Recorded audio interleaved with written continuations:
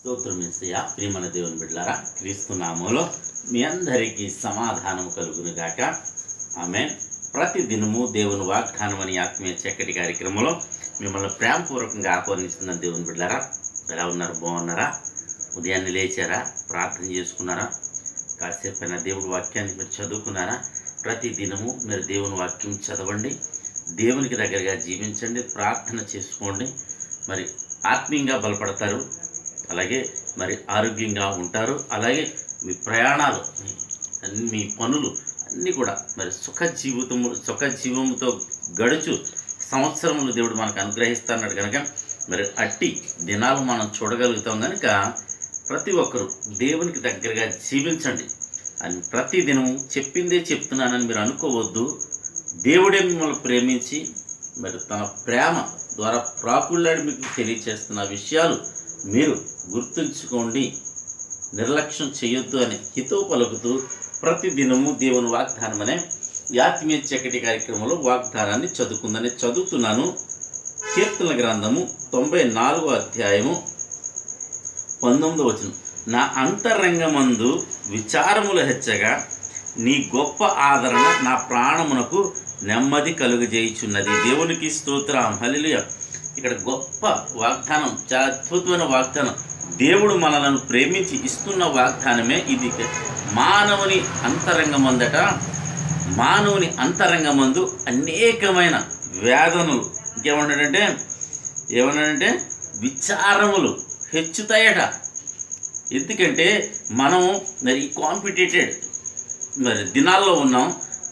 ఒకరిని చూసి ఒకరు కాంపిటీషన్ కావచ్చు.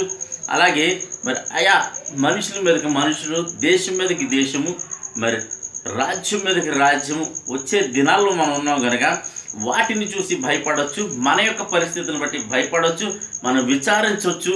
ఈ విచారాలు ఏమవుతాయంటే హెచ్చిపోతాయట. అనేకమంగా మరి హెచ్చిపోతూ ఉంటాయంటే ఒకదాని ఒకటి ఈ శోధన తొలగిందంటే ఆ శోధన తొలగిన నిందలు తొలగిన అవమానాలు, అలాగే అపహాస్యం చేస్తారు ప్రజలు మనలను. అయితే మరి వీటన్నిటిని బట్టి ఒకవేళ విచారాలు మన జీవితంలో హెచ్చిపోతూ ఉంటే కింద వచ్చిన చూసారా, దేవుడు నిన్ను బలపరుస్తున్న వాగ్దానమే ఇది. నీ గొప్ప ఆదరణ దేవునికి ఇస్తున్నాం. ఆయన ఇచ్చే ఆదరణ చాలా గొప్పది. మన ప్రాణానికి ఏం చేస్తుందంటే నెమ్మది కలగజేస్తాడ. మరి ఈ నెమ్మది కలిగించే దేవుని సన్నిధిని మనం నిర్లక్ష్యం చేద్దామా? దేవునికి దగ్గరగా మరి జీవిద్దామా? లేదా మరి దేవునికి దూరమై మరి మన ప్రాణానికి ఆయాసం తెచ్చుకుందామా?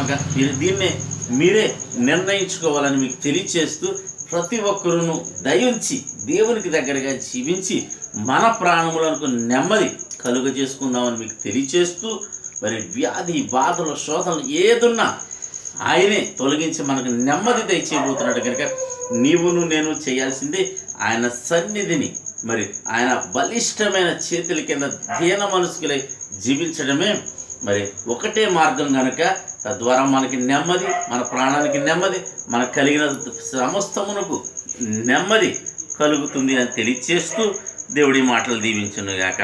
ఆమెను ప్రార్థన చేసుకుందాం. స్తోత్రము తండ్రి, వందనములు యేసయ్యా. ప్రతి దినము దేవుని వాగ్దానం అనే ఈ ఆత్మీయ చక్కటి కార్యక్రమంలో మీరు ఇస్తున్న వాగ్దానమును బట్టి నీకు స్తోత్రాలు. నీ గొప్ప ఆదరణ నా ప్రాణములకు నెమ్మది కలిగి చేయించున్నది వాగ్దానం చేస్తున్నాం. యూట్యూబ్ ద్వారా కావచ్చు, షేర్ చాట్ ద్వారా కావచ్చు, ఫేస్బుక్ ద్వారా కావచ్చు, ఈ రోడ్డు మార్గం వెళ్తూ ఎంతమంది ప్రజలు ఈ బోర్డు చదువుతున్నారు ప్రభా, వారందరి జీవితాల్లో ఈ వాగ్దానాన్ని నెరవేర్చమని, ప్రతి ఒక్కరికి నెమ్మదిని దయచేయమని ప్రార్థిస్తున్నాం ప్రభా. ప్రతి కుటుంబానికి రక్షణ దయచేయమని ప్రార్థిస్తున్నాం. మా గ్రామాలు, మా రాష్ట్రం, మా దేశాలు కాచి కాపాడమని, మా భారతదేశానికి రక్షణ దయచేయమని ప్రార్థిస్తున్నాను తండ్రి. అలాగే యవనస్తున్నారు ప్రభా, చక్కటి సంబంధాలను గ్రహించమని ప్రార్థిస్తున్నాను. గర్భఫలం లేని బిడ్డ గర్భఫలాలు దయచేయమని ప్రార్థిస్తున్నాను. ఉద్యోగాలు లేని బిడ్డకు ఉద్యోగాలు పర్మనెంట్ల కోసం నేను ఆశీర్వాదం చూడగా నేను తాహతాలాడుతున్న వారందరినీ మీరు ఆశీర్వదించమని, పర్మనెంట్లు చేయమని. అయ్యా, ఉద్యోగాలు ఉన్నప్పటికీ నేను వారు చేయలేని పరిస్థితి, జీతాలు చాలని పరిస్థితి, అలాగే ప్రభా ఫీజులు కట్టలేని పరిస్థితి, పిల్లలు చదువుతుండగా మంచి జ్ఞాపక శక్తిని మీరు దయచేయమని ప్రార్థిస్తున్నాను. ఎవరెవరు ఏ అవసరతలు ఉంటే ప్రభా ప్రతి ఒక్కరిని మీరు విడిపించమని, స్వస్థపరచమని, మరి దీవించమని ప్రార్థిస్తూ ఈ దినం ఎవరిది ప్రభా పెళ్లి రోజులు పుట్టినరోజు జరిపించుకుంటున్నారు వారందరి జీవితాల్లో నాయన నెమ్మదిని దయచేసి సంవత్సరం అంతా ఈ దయకిరీటాన్ని ఉంచమని ప్రార్థిస్తూ దేవుని బిడ్డలు చేయి ప్రయాణాల్లో ప్రయత్నాల్లో రాకపోకల్లో సమస్తములో నా తండ్రి మీరు తోడేయండి మహిమ పొందమని యేసునామమున ప్రార్థన అడిగి పొందుకుని ఉన్నాము పరమ తండ్రి ఆమేన్. నేను నమ్ముతున్నాను తిరిగి నేను బిడ్డారా ప్రభు మనతో నిశ్చయముగా దినం మాట్లాడి మనల్ని బలపరిచి ఉన్నారని నమ్ముతున్నాను.